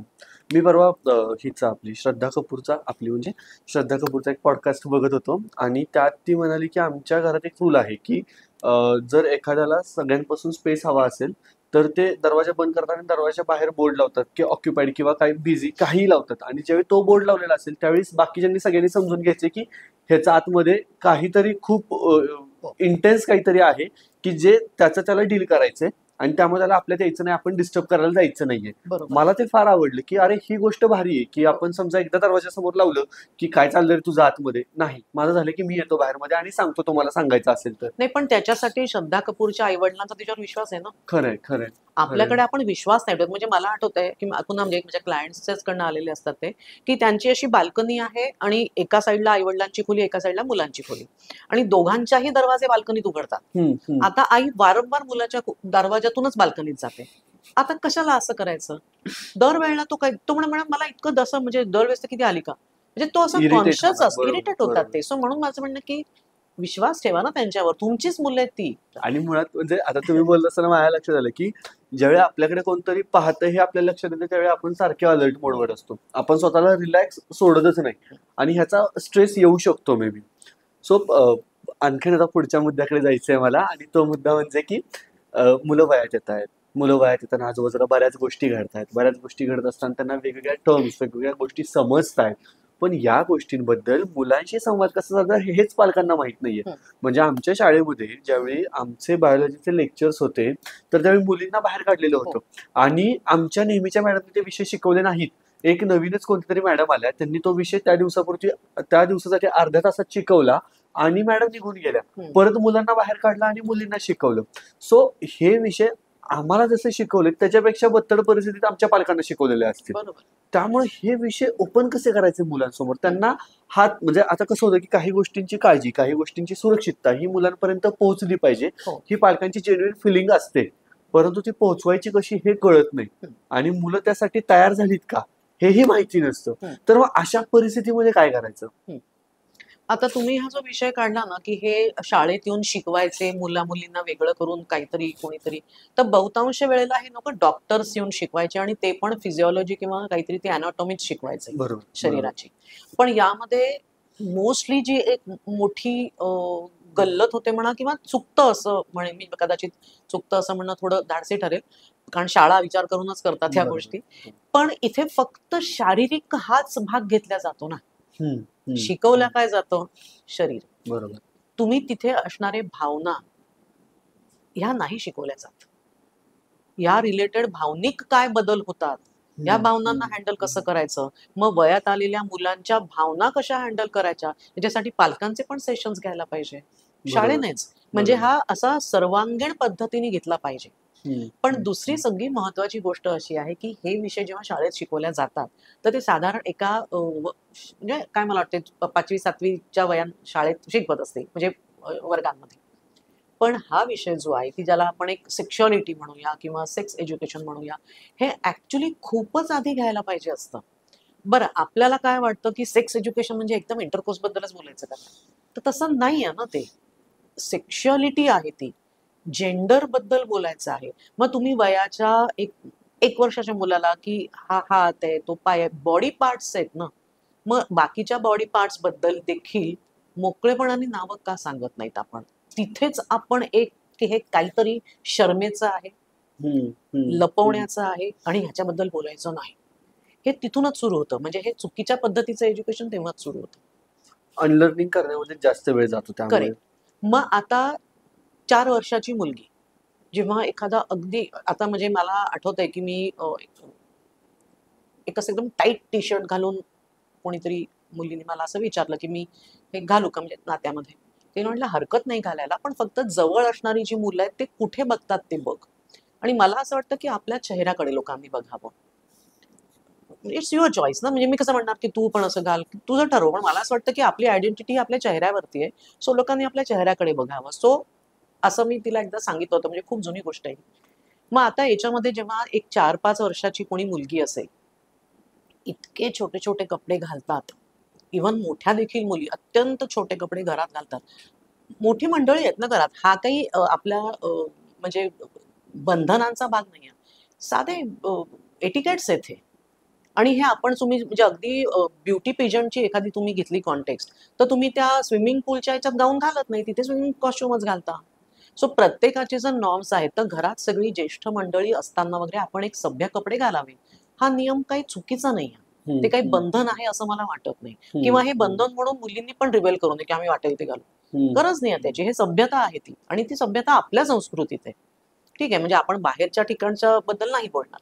मग आता जेव्हा 4 वर्षाची मुलगी एखाद्या शाळेच्या गॅदरिंग मध्ये म्हणा किंवा एखाद्या डान्स कॉम्पिटिशन मध्ये एखाद्या लावणीवर डान्स करते, किंवा खूप अगदी अशी पौवा चढा के आई मुन्नी बदनाम, जर 5 वर्षाची मुलगी डान्स करते तर तिला तुम्ही कसल्या पद्धतीचं सेक्शुअलिटीचं सांगताय. बरोबर आहे.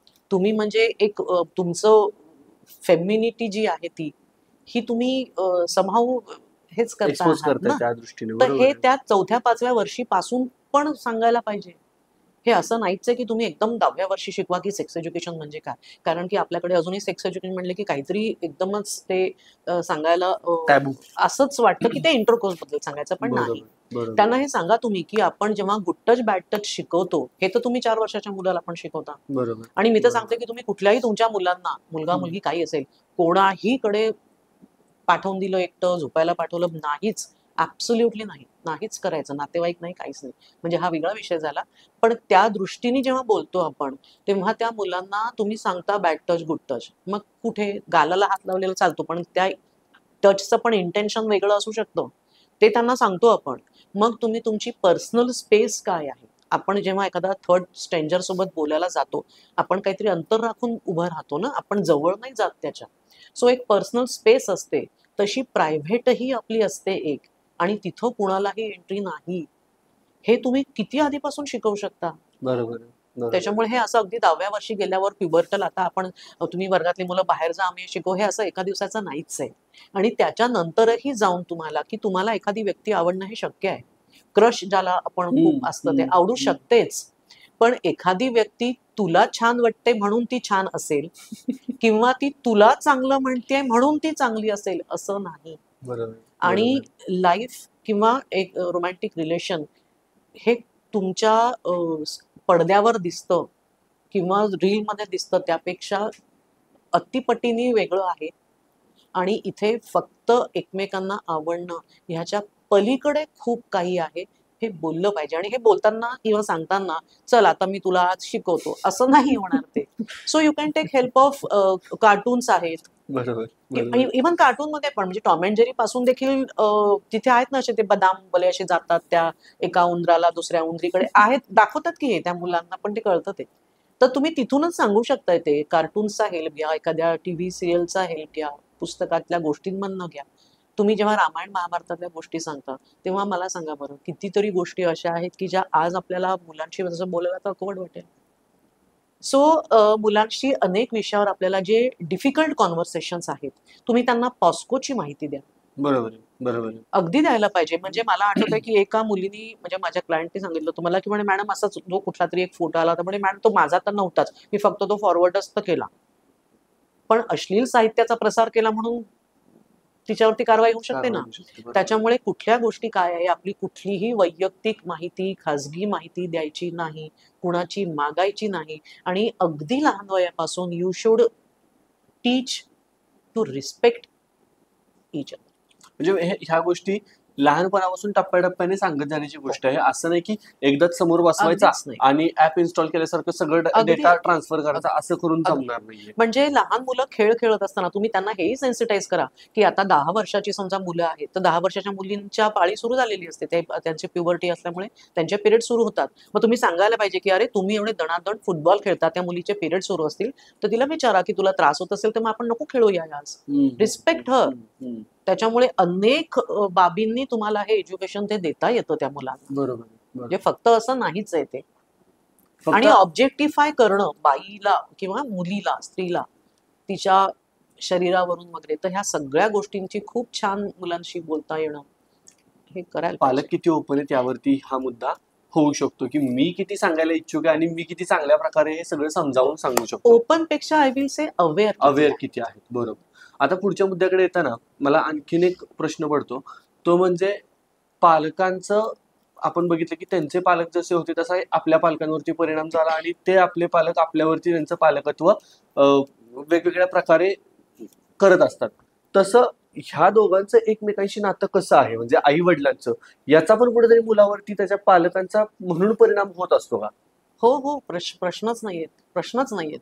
म्हणजे म्हणजे मला जे असतं सांगणं की आजकाल थोडं लग्नाचं वय वाढलेलं आहे. बरोबर. एक 28-29च्या पुढे लग्न करतात, होईपर्यंत मुलं होईपर्यंत 30-31, काय काय तर 34 पर्यंत वगैरे मुलं होण्याची वेळ आलेली आहे. आणि मग घाई होते, मग पटकन मुलं होऊन देतात. मग कळतं अरे आपलं तर पटतच नाही अजून. मग त्या मुलाला जन्माला घालून तो प्रॉब्लेम मध्ये. सो असं करण्यापेक्षा मला आयडियली असं वाटतं की 25व्या वर्षीपर्यंत लग्न करावं मुलींनी, स्पेशली एक 27व्या वर्षीपर्यंत मुलांनी. आणि तुम्ही family making you finish by 30. 2-3 वर्ष द्या एकमेकांसोबत आधी. ठरवा आपण नवरा बायको म्हणून कसे आहोत.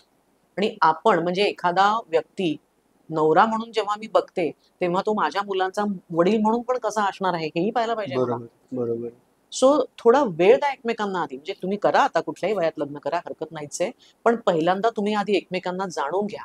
आणि जर तुमचं पटत नसेल तर तुम्ही पहिले व्यवस्थित तो एक बाउंड्रीज ठरवा की ओके, याबद्दल मी बोलेन मुलांशी, किंवा हे मी सांभाळेन, हे करेन. सो ते महत्वाचं आहे, कारण जर आईवडिलांची भांडणं होत असतील आणि ती कुठल्याही कारणाने होतात, काय होतं, मुलं जेव्हा आईवडील जेव्हा भांडतात ना, तेव्हा मुलांना कळत नाही की हे कशासाठी भांडतायत. बरोबर त्यांना फक्त भांडण दिसतं आणि त्याचा परिणाम त्यांच्यावर अतिप्रचंड होतो, इतका की पुढे जाऊन मी आयुष्यात लग्न करणार नाही यामध्ये असा निर्णय घेईपर्यंत त्यांच्यावर परिणाम होतोय. बरोबर तर आईवडिलांची म्हणजे त्यांचं पटणं हा एक वेगळा भाग झाला. दुसरा भाग आहे पालकत्वाच्या शैलींबद्दल. कारण की कधी कधी काय होतं की आई खूप अगदी शिस्तीत, हे केलंच पाहिजे, हे झालंच पाहिजे, आणि म्हणते जाऊ दे ना, काय फरक पडतो. मग मुलगा कन्व्हिनियंटली इझी वे घेतो ना, बरोबर कारण बरोबर त्याला राईट वेच पेन नको असतं नको आता. असतं बरोबर आणि वडिलांनाही खरं सांगायचं तर नकोच असतं त्यावेळेला ते, की काय कटकट काय. म्हणजे माझ्याकडे अजूनही आहे US मध्ये आहेत ते.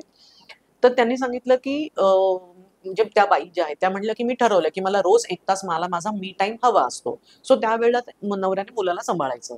पण म्हणे मॅडम तेव्हा त्याला टीव्ही लावून देतो. म्हणजे हिच्या मी टाइम मध्ये ते आत काय करताय हाच विचार असतो. सो असे व्हायला नकोय. त्यांच्यामुळे परत त्यांची भांडणं आहेतच हे बरोबर ते. सो थोडा एक प्रगल्भतेने विचार करायला पाहिजे की आपण एखादं मूल व्यवस्थित वाढवण्यासाठी सक्षम आहोत का पूर्णपणे. आणि त्यांनी जर भांडणं करायची ठरवली तर ती अशी करा की मुलांना कळणार नाहीत. बरोबर कारण बरोबर कधी कधी मुलांचा ऍज अ वेपन म्हणून पण ते, किंवा ऍज अ वापर टूल केला म्हणून म्हणून, आपण नॉट बरोबर वेपन, टूल म्हणूनही वापर केला जातो. की जा बाबांना विचार जेवणार आहेत का. तो मुलगा तुमच्या इकडून तिकडे मेसेंजरचं, म्हणजे त्याला कळत जातं ना हळूहळू ते. आणि सगळ्यात महत्वाची गोष्ट म्हणजे त्याला जेव्हा कळतं की आपल्या घरचं वातावरण हे शेजारच्या घरच्यांसारखं नाहीये. त्यांचे आई वडील किती छान असतात, ते बरोबर किती हसतात एकमेकांसोबत, हे आपल्यासोबत नाहीत. सो खूप खूप अँगलनी परिणाम होत खूप खूप जातो खूपच अगदी. येस म्हणजे मी तर असं म्हणते की भांडणाऱ्या आई वडिलांपेक्षा सिंगल पेरेंट बेटर आहेत. म्हणजे single parent in the sense की ठीक आहे, कोणी कोणी असं म्हणतात ना, बरेच पालक असे आहेत की आम्ही, आमचं अजिबात पटत नाही पण आम्ही मुलांसाठी एकत्र राहतो. माझं म्हणणं राहू नका, कारण तुम्ही मुलांसाठी एकत्र राहतच नाही आहात, कारण मुलांचा अतिशय त्याच्यामध्ये खरंच तोटा होतोय. ओके ओके त्यामुळे तुम्हाला जर एकमेकांना सॉर्ट करणं शक्य नसेल तर इट्स बेटर की ती एखादी कोणी आई किंवा वडील ते सिंगल हँडेड त्या मुलाला व्यवस्थित वाढवतील, तरी ऍटलीस्ट पीसफुल तरी वातावरण त्याला मिळेल. सो आता आपल्या पॉडकास्टच्या शेवटच्या काही टप्प्याकडे येताना मला विचारायचं की जसं आई वडिलांचं एकमेकांशी नातं कसं ह्याचा मुलांवरती परिणाम होत असतो, तसं एखादं मूल लहान असताना त्याच्या पालकांचं त्याच्याशी कसं नातं होतं याचा परिणाम तो प्रौढ झाल्यानंतर किंवा ती प्रौढ झाल्यानंतर त्यांच्यावरती होत असतो का, किंवा त्यानंतर सुद्धा त्या गोष्टी त्यांच्या डोक्यात राहतात आणि त्यानुसार ते वागत असतात का? अगदी अगदीच. म्हणजे तुम्ही आज जे आहात ते तुमच्या लहानपणामुळेच आहात. म्हणजे आपली जी पर्सनॅलिटी आहे ओके ती खूप जास्त शेप लहानपणामुळेच झालेली आहे. ओके ओके आणि मगाशी मी जो पालकत्वाच्या शैलीचा उल्लेख केला ना, की आईवडिलांच्या जर वेगळ्या असतील तर कसे वाद होऊ शकतात किंवा, तर त्याच्यात ज्या काही शैली आहेत ना, त्याच्यामध्ये जी अशी एक हुकुमशाही शैली आहे, म्हणजे ऑथॉरिटेरियन टाईप, स्ट्रिक्ट असतात एकदम. म्हणजे आधीच्या काळातला जो आहे तो पण एक बदल आहे इथे, की आधी वडिलांची भीती ही कॉमनली वाटायची, आता तसं नाहीच आहे. पण काही लोक असे म्हणजे आत्ते पण, की 2 कानाखाली काढल्या की कामं होतात. नाही होत ती कामं. आपल्याला काम व्हायला, म्हणजे काम होणं गरजेचं आहे की ते नातं चांगलं होणं गरजेचं आहे ना आपल्याला. बरोबर म्हणजे बरोबर पुन्हा एकदा की पालकांना काय हवं हे पाहण्यासाठी. तर पालकांसोबतचं नातं कसं आहे, काही काही आई वडील हे इतके असे परमिसिव्ह आहेत की कर काही पण, सगळंच चालतंय. या सगळ्याचे परिणाम अतिशय जास्त मोठेपणी होतात. म्हणजे जर अतिशय स्ट्रिक्ट पेरेंटिंग असेल तर चक्क काही काही मेंटल डिसऑर्डर्स पण मॅनिफेस्ट होऊ शकतात. सिरियसली अगदी प्रचंड. दुसरी महत्वाची गोष्ट म्हणजे जो सेल्फ एस्टीम हा प्रकाश मी उल्लेख केला, तो खूप जास्त बदलतो लहानपणाच्या तुमच्या पालकांसोबतच्या नात्यावर. ओके की ओके तुम्ही जर मुलांवर तुम्हीच विश्वास ठेवत नाही आहात, ते मूल स्वतःवर विश्वास कसा ठेवेल. बरोबर डिसिजन मेकिंग असेल, नाहीच काही येत. किंवा खूप लहानपणी इतकं सगळं त्या मुलांना रेडी दिलेलं आहे. म्हणजे तुम्ही जर असं बघितलं की सध्याच्या घटकेला खूप जास्त मॅरिटल रिलेशन्स मध्ये का बरं एवढी गडबडत आहेत, तर असं एक ऑब्झर्वेशन आहे की आत्ताची जी ही मुलं आहेत जी ह्या लग्नाळू जे मिलेनियल्सच्याकडे शेवटा जी आहेत ती, त्यांचं पेरेंटिंग हे हेलिकॉप्टर पेरेंटिंग होतं. हेलिकॉप्टर पेरिंग म्हणजे आई वडील कायम असे त्या हेलिकॉप्टर सारखे त्यांच्या आयुष्यावर असे ववरच देखरेख करत करत असतात होते. अच्छा. सततच. त्याच्यामुळे त्या मुलांना काही झालं की काय करायचं तो पहिला कॉल आईला.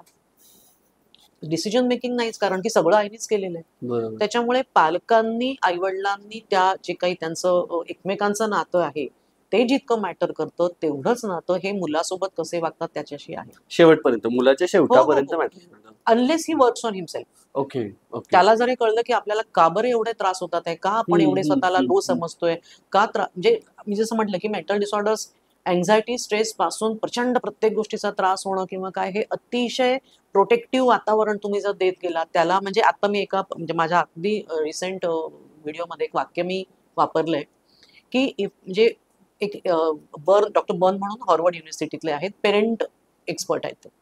तर त्यांनी सांगितलंय की the child will never come to know how far the town is if you carry them on your back.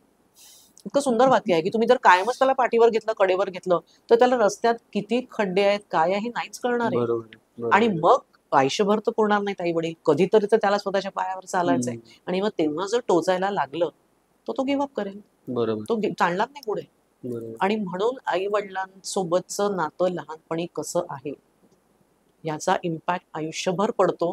जर म्हणून म्हटलं की जर मोठेपणी तुम्हाला आपल्या मुलांना थेरपी आणि काउन्सिलिंग कडे जावं त्यांनी असं वाटत नसेल तर यू कॅच देम यंग. सजग होणं गरजेचं आहे अत्यंत. आणि आता शेवटचा प्रश्न आहे खरं तर, ते म्हणजे आमच्या लहानपणी असं होतं, आम्ही हे केलं, आम्ही ते केलं आणि तुम्हाला काय कळणार, हे जे पालक त्यांच्या स्ट्रगल स्टोरीज सांगतात, ह्यातून मुलं खरंच इन्स्पायर होतात का? तुम्हाला काय वाटतं? मला मला काय वाटतं यापेक्षा तुम्ही सांगा. खरंच होत असेल का सांगा बरं. मला तर असं वाटतं की ज्यावेळी पालक हे सांगतात ना, तर मुलं म्हणतात की तुमच्या वेळची परिस्थिती वेगळी होती, तुम्ही ते करणं तुमच्यासाठी गरजेचं होतं, but that is not necessary for us. Correct. त्याच्यामुळे मुलं नाहीच होत, म्हणजे असे इन्स्पायर तर अजिबातच होत नाहीत. म्हणजे जसं मी अगदी सुरुवातीला आपल्या पॉडकास्टचा मी उल्लेख केला की पालक आणि पाल्य घटक तेच आहेत, पण सगळे कंडिशन्स बदलल्यामुळे रिझल्ट वेगळा राहणारच आहे. तुम्ही ते कंडिशन्स आता ठेवू शकत नाही, कारण बदललेलं आहे सगळं, काहीच सारखं नाही आहे. मग या केसमध्ये जर पालक सारखं सांगत असतील की आम्हाला तर आम्ही पायी जायचो शाळेत, हे टिपिकल ठरलेलं असतं, नदीतून. पण आता जर तुमच्या मुलाच्या शाळेच्या रस्त्यात नदी लागत नाही, आता त्याला काही मुलगा काही करू शकणार नाही. आणि जर तुम्हाला असं वाटतंय की तुम्ही खूप कष्ट घेतलेत, मग तुम्ही आज त्यांना काहीच कष्ट द्यायचे नाही असाही स्टँड का घेताय? बरोबर. म्हणजे तुम्ही तो स्टँडही घेताय आणि तुम्ही ते त्यांना दाखवता पण की आम्ही स्टँड घेतलाय. हे कुठेतरी कॉन्ट्राडिक्टरी वाटतं मला की तुम्ही जवळ असणाऱ्या शाळेत पण मुलाला पायी जाऊ देत नाही, गाडीवर सोडता आणि मग म्हणता आम्ही नदी पार करून जायचो. बरोबर. सो म्हणजे तुम्हाला सांगायचं काय मग मुलांना? त्याच्यामुळे मुलं अजिबात मोटिवेट होत नाही असं मला वाटतं. झाली तर ते खूप इरिटेटच होतात आणि की बास आता. हे महत्वाचं आहे खरंच की बाबा तो थांबा, तुमच्या स्ट्रगल स्टोरीज मधून मुलं इन्स्पायर नाहीत होत. नाही म्हणजे की हो तुम्ही महान होते पुढे, आता काय मग. सो काही गरज नाही, कारण तेव्हाची परिस्थिती वेगळी होती. आणि आय एम शुअर की ही जी मुलं आता आहे की जी ही अशी इरिटेट होणारी मुलं आहेत, ते त्यांच्या मुलांच्यासाठी पण ही सेम स्टोरी नाही लावू शकणार आहे, कारण त्यांच्या कंडिशन्स अजून वेगळ्या असणार. त्याच्यामुळे असं रिप्लिकेट काहीच करता येत नाही. त्याच्यामुळे if you just take a gist of it, तर मला वाटतं की पालक आणि मुलं हे कुठल्याही वयाचे, कुठल्याही आर्थिक, सामाजिक किंवा सांस्कृतिक बॅकग्राऊंडचे असू देत, घर हे अत्यंत सेफ स्पेस आहे. जिथे मी म्हणजे लॉन्च करण्यासाठी जो एक पॅड लागतो ना, ते हेलिपॅड सारखं, तशी जागा आहे की जिथे मला जाऊन माझं बोट माझी तिथे ती अँकर करता येईल. ती जागा आहे की जिथे मला झेप घेता येईल. अशी जागा मुलांना देणं आणि चांगल्या वाईटाची जाण निर्माण करणं, हे एवढं जरी पालकांनी केलं, आणि सगळ्यात महत्वाचं जे आतापर्यंत कुठेच नाही आलं, की तुम्हाला जर वाटत असेल की मुलांनी अमुक पद्धतीने वागावं, तर त्या अमुक पद्धतीने पालकांना वागावं लागेल. आधी त्यांनी वागावं, कारण एक्झॅक्टली, कारण की मुलं हे बघतायत. बरोबर. म्हणजे आई, तुम्ही बघितलं असेल की इतकं इन्स्टा स्क्रोल हे आया पण करतात. किती जण रात्रीला वडील लोक लॅपटॉप सतत काम करत बसतात आणि मग मुलांना तुम्हाला अधिकार नाही ना म्हणण्याचा की झोपण्याच्या अर्धा तास आधी तुम्ही सगळे इलेक्ट्रॉनिक हे बंद करा. बरोबर बरोबर. सो ह्या 2-3 गोष्टीच तुम्ही जर ठरवल्या ना की मुलं तुम्हाला कंटिन्युअस, तुम्ही सर्व्हिलन्स खाली आहात, तुम्ही आहात ऍक्च्युअली म्हणजे पालक आहात, पालक आहे. त्याच्यामुळे त्यांनी आपलं वागणं हे एक वॉक द टॉक, बोले तसाय चाले असं ठेवलं पाहिजे. दुसरी गोष्ट, तुम्ही पेशन्स ठेवा. टीनेज हा जो काही पिरियड आहे हा टेम्पररी आहे, म्हणजे तू मुलगा असं समीकरण लावू नका. अगदी काही गोष्टी थोड्याशा पाळल्यात येस, तर मला वाटतं एवढं काही भयानक हा काळ असा नाही. कठीण नाही, कारण की तो कठीण आपण करतो आपल्यासाठी आणि त्यामुळे मुलांसाठी पण. Okay okay. मला वाटतं शेवट करताना मला एकच सांगायचं, तो जय भीम नावाचा एक तेलुगू पिक्चर आलेला होता आणि त्याच्या शेवटी जो मेन हिरो आहे तो पेपर वाचत बसतो आणि त्याच्याकडे बघून त्यांच्या घरात असलेली एक लहान मुलगी असते, ती पण समोर पडलेलं पुस्तक वाचायला घेते. माझ्या मते ते एकंदरीत ह्या सगळ्या नात्याचं एक आपण म्हणू शकतो की त्यातून आपल्याला कळून घ्यायचं की आपण कसं वागायचं. पण अजून एक फक्त मी हे करते की काय जे अवतीभोवती घडतं आहे तर ते आमच्या घरी तसं नाहीच आहे अशा भ्रमातही राहू नका. थोडंसं प्रोएक्टिव्ह राहायला पण हरकत नाही. नुकतीच आता एका OTT प्लॅटफॉर्मवरती 4च भागांची एक सिरीज आलेली आहे, ॲडोलसन्स, आणि ती डोळे उघडवणारी आहे. कारण त्याच्यात एक वाक्य आहे शेवटी, ते आईवडील म्हणतात की तो त्याच्या खोलीत असायचा, आपल्याला वाटलं होतं की तो सुरक्षित आहे, आणि हे अत्यंत डोळे उघडवणारं वाक्य आहे की तो त्याच्या खोलीत होता तरीही सुरक्षित नव्हता. त्याच्यामुळे हे सगळे थ्रेट्स वगैरे आहे, तर तुम्ही म्हणजे you have to be aware, थोडं एज्युकेट करा स्वतःला. अनेक गोष्टी आहे, म्हणजे पालकत्व म्हणजे फक्त मुलांना खाऊ घालणं आणि सॅटर्डे संडे कुठेतरी फिरायला घेऊन जाणं एवढं नाही. त्यांच्यासाठी असता आपण आहेत हा विश्वास मुलांना आपल्याबद्दल वाटला म्हणजे ते जे म्हणतात की मी म्हणजे मला माझं गलबत इथे येऊन मी लावू शकेल एवढा विश्वास, आणि इथून जर मला जेब घ्यायची असेल तर मला इथे पुश मिळेल. बरोबर, 2 गोष्टी पाहिजेत. सो आय गेस या पॉडकास्ट मध्ये मॅम इथंच थांबायची वेळ आलेली आहे. थँक्यू सो मच तुम्ही आलात. आणि मंडळी, तुमचे जर काही प्रश्न असतील तर मॅमचा आपण ईमेल ID हा डिस्क्रिप्शन मध्ये दिलेला आहे. मॅमचं त्यांचंही युट्यूब चॅनल आहे सायकोलॉजी संडे मधून, त्यामुळे तुम्ही तेही चॅनल नक्की व्हिजिट करा. त्यामध्ये तुम्हाला तुमच्या बऱ्याच प्रश्नांची उत्तरं मिळतील. Yes. So I guess ma'am या पॉडकास्टमध्ये आपण इथेच थांबूयात. मंडळी, तुमचे काही प्रश्न असतील तर तुम्ही कमेंट्समध्ये नक्की विचारा. आपण आपल्या बायोमध्ये डिस्क्रिप्शनमध्ये मॅमचा ईमेल ID देत आहे, त्यामुळे तुम्ही मॅमशी संपर्क करू शकता, तुमचे प्रश्न विचारू शकता. आणि तुम्हाला हा पॉडकास्ट कसा वाटला आम्हाला जरूर सांगा. तुम्हाला जर आवडला तर तुमच्या बाळांपर्यंत, किंवा जर तुम्हाला आवडला तर तुमच्या पालकांपर्यंत हा पॉडकास्ट निश्चित पोहोचवा. लाईक करा, शेअर करा आणि सबस्क्राईब करा. थँक्यू.